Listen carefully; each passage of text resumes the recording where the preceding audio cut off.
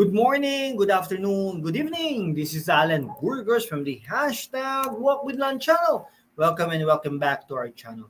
Guys, if you are not yet subscribed to our channel, this is really the perfect time to join us because we are now officially 8,074 subscribers. Konti na lang guys, mag-8,100 na tayo and then help this channel to reach 9,000 subscribers. Thank you so much guys. God bless you all. Mahal na mahal ko po kayo. I love you all. Okay, so pag-usapan po natin today yung yung mga dati nating vice presidents at saka yung current vice president natin na si Sara Duterte, no? So pag-usapan po natin ang dating vice presidente natin during the term of Gloria Macapagal-Arroyo na si Noli De Castro, no? Dati pong senador yan, broadcaster ngayon, dating broadcaster ngayon, dating vice presidente natin, okay? Tapos ang pag-usapan din po natin si Jojo Binay, no? Si Jojo Binay po ay tumakbo bilang presidente ng Pilipinas noong 2016 ngunit natalo. Okay? Dati pong naging mayor yan, dati po rin nating naging vice presidente yan, tumakbo bilang congressman yan, tumakbo bilang senador, ngunit sa dalawang beses na pagtakbo niya, no? At tatlong beses actually, vice presidente, congressman ng Makati, senador ng Pilipinas, talo po lahat. Okay? Okay, pag-usapan din po natin si dating Vice Presidente Leni Robredo. Leni! No? Tumakbo po siya bilang Presidente ng Pilipinas. Katulad po ni Jojo Binay ay natalo din po. Ang pangit naman, no? Okay, so sino po ang Vice Presidente ang naging Presidente ng Pilipinas? Erap Estrada, yan. Ha? Sino pa ba? Gloria Macapagal-Arroyo, yan. Okay, pero halos lahat po ng naging vice presidente ay talo, no? Nakakalungkot isipin, no?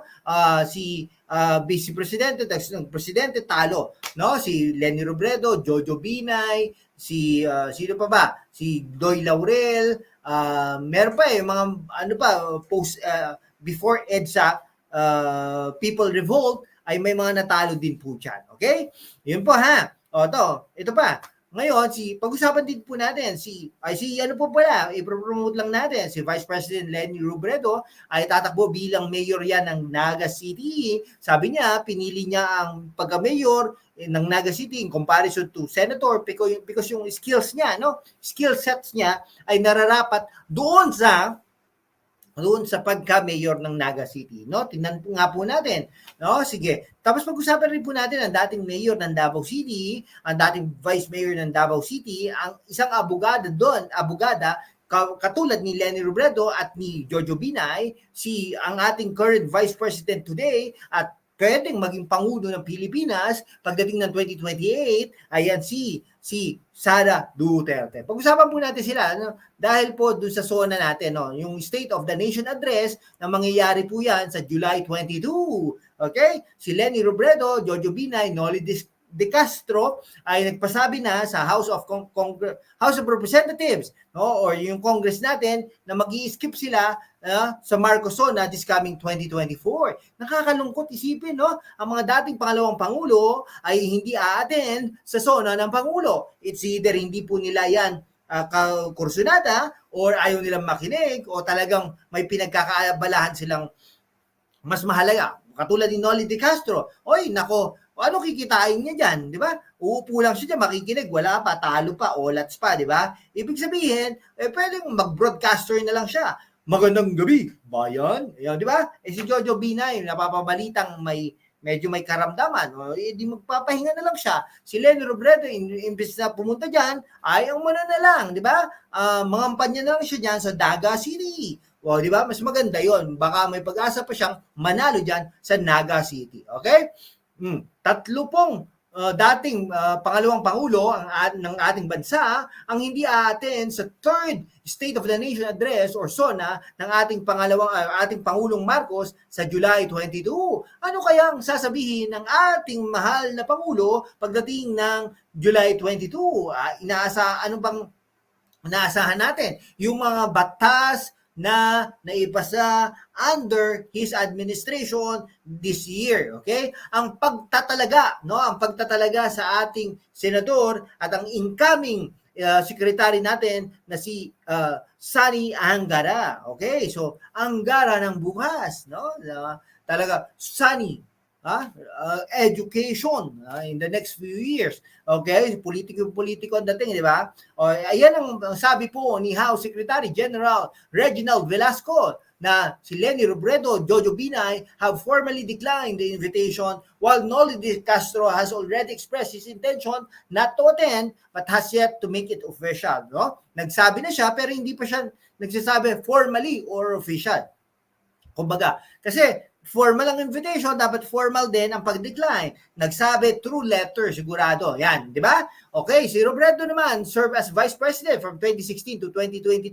Matagal-tagal din yan at medyo nabastos yan sa panahon ng Pangulong Rodrigo Roa Duterte. Minsan nga, hindi po talaga siya ina-appoint. Naalala po natin, ina-appoint siya sa isang anti-drug body, wala pang isang buwan ay sinipa na yan. Di ba? Si Binay naman from 2010 to 2016, etong mga taong ito ay nagsilbi bilang mga kalihim din ng mga bawat departamento na inassign sa kanila ng Pangulo. No? Si De Castro from 2004 to 2010, no? Okay, si Robredo po ay tumakbo bilang Pangulo ng Pilipinas sa hanay po ng Lakas NUCD pero independent po siya, binansagan siyang kakamping, no? Ano po yan, tumakbo bilang Pangulo ng bansa nung nakaraang eleksyon. Pangalawa po siya pero sa inaasahan po natin at according to our analysis ay talagang natalo at matatalo naman si Leni Robredo sa nung nakaraang eleksyon noong 2022 presidential race. Ayan.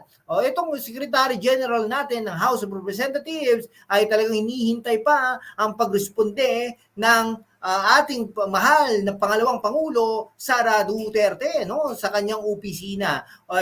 Alam naman natin, who recently resigned from Marcos cabinet as Education Secretary and as an NTF-ELCAC, no, Vice Chairperson. Alam mo naman, wala namang pilitan dito sa SONA, sabi niya, no, talaga, sigurado ako, ito si Velasco ay taga Batangas City, sabi niya, SONA di ba? It's based on your desire whether you want or you do not want. Naniniwala naman tayo dyan. Kayo ba yan?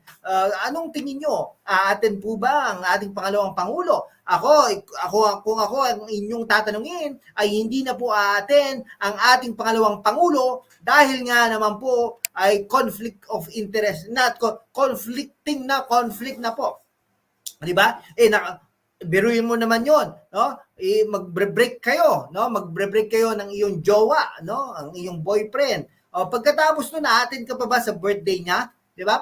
Parang ganoon, hindi na. Okay? So kayo ba yan? Sagutin niyo ang tanong. Kung pupunta ba si pangalawang Pangulo Sara Duterte sa SONA, sa third SONA ng ating ating Pangulo ng Pilipinas? Natatanda naman natin, nung unang 2 taon, unang 2 SONA, ay nandyan ang ating pangalawang Pangulo, Sara Duterte, upang suportahan ang kanyang BFF. Pero ngayon, hindi na niya BFF yan, kundi ang BFF niya ay si Amy Marcos na.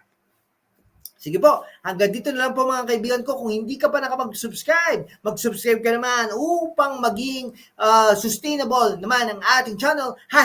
#WalkWithLan. Maraming salamat po guys. God bless you all.